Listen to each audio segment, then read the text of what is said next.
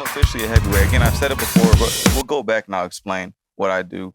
But I've been recently practicing Muay Thai, getting into MMA a little more because I'm broke. So I will fight somebody. Like at first I didn't want to, but fuck. The only thing that makes a good fighter is the need, the drive. That's why Conor McGregor, they say, is losing his. And I never want to be comfortable. That's why I've been trying to help Tam break out of that. If you look at everybody who's changed something in the world, they're not comfortable. Comfortability is death, literally. Like that's, she gets mad when I break down routines, but like, I don't want you to break from having routine because you do need structure and organization, but you need the ability to adapt. You can't be too locked into something or else you'll never be able to grow past a certain point. I always ask people the question, can somebody be with somebody who wants $1 million, but then the other person doesn't? Can they coexist and stay together? Does that have to do with like working for that $1 million or just wanting it? Yeah, the person who wants it means he wants to get it. Like he's going to work for it. He or she is striving to get $1 million. His partner doesn't care if they get $1 million. So that partner is just comfortable. Yeah. Like ready to settle. Yeah. Well, like I think they can. It will just be really difficult. Like, the person who is settling might be holding the other person back from getting that $1 million. And so when you're working for that, you either, I think, need a partner who is on the same page as you or to provide support when you are getting that $1 million. Otherwise, again, they're just holding you back. And it's like that the ambitious person who wants the $1 million almost has to like cater to that other person too, because they're not wanting as much. Does that make sense? Yeah. And that's kind of why I said it's so hard. To me, I think everybody lacks a level of passion. Like that's why everybody thinks, that's why I try to tell you, everybody thinks I'm this hype over person. And it's like, there's somebody coughing in the room next to us. Me. COVID. I've been wearing masks for the record before it was cool. I'm allergic to everything and the outside, so I'm always going to wear masks, whether COVID or not. But the only problem is my allergy symptoms have every symptom that COVID is, so you'll never know.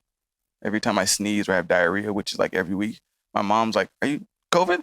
I'm like, "No, I've been dying since birth. It's your fault, actually. It's called genes. Get better ones." Dang, what were we talking about? We were talking about the $1 million scenario. Oh, yeah. Okay, passion, right? Like I've even had a problem with like you're talking about like sexual attraction and all that. I joke, I make hella sex jokes, but I don't really care about sex like that because I think people lack too much passion, right? Like you can kind of turn me on for like 5 minutes, 10, like you'll pique my interest, but then they'll do something or like say yeah or say something. Have you seen me change? Like I just hate you immediately. Like have you seen me react to somebody where I'm like, yeah. Where it just shoots down? Like what? Like I can't. I'm trying to think of it. It kind of happens on a podcast. You see, like I'll keep a straight face for like a while. I don't know, when we were filming that one skit that with Chris. Yeah, and then I guess like you guys just weren't on the same page, and then I think at the end of that shooting day, you were just over it. Because he gave up. Like so like he gave up. And so Marlon's like, yeah, fuck you. Well, no, like I get disappointed like a parent. Like I've told one of my coworkers, this is me giving up on you, by the way. I want you to know. Because you know how people try to play victim? I don't want you to be a victim. I want to let you know, you can tell from me that you failed us. I didn't stop trying. You stopped. Because it's a real problem. Like, what's the point of giving up? Like, that's why even when you freeze, I'm like, don't freeze. That's like, I make the suicide jokes, but you guys stop. And that's to me, that's death. So it's like, I ask a lot of people, like, do you really want to live? Like, is that because you're not acting like it? You know, you're comfortable. Do you really want? Didn't we kind of have that talk? She cares about what her family thinks. I don't about anybody's family or anybody's opinion. And that's why she has troubles in life. She has daddy issues, but didn't fill that hole with penis yet. Just filled it with self-doubt and self-hatred. Is that more healthy? Self-hatred or penis? Which is a better way to fill?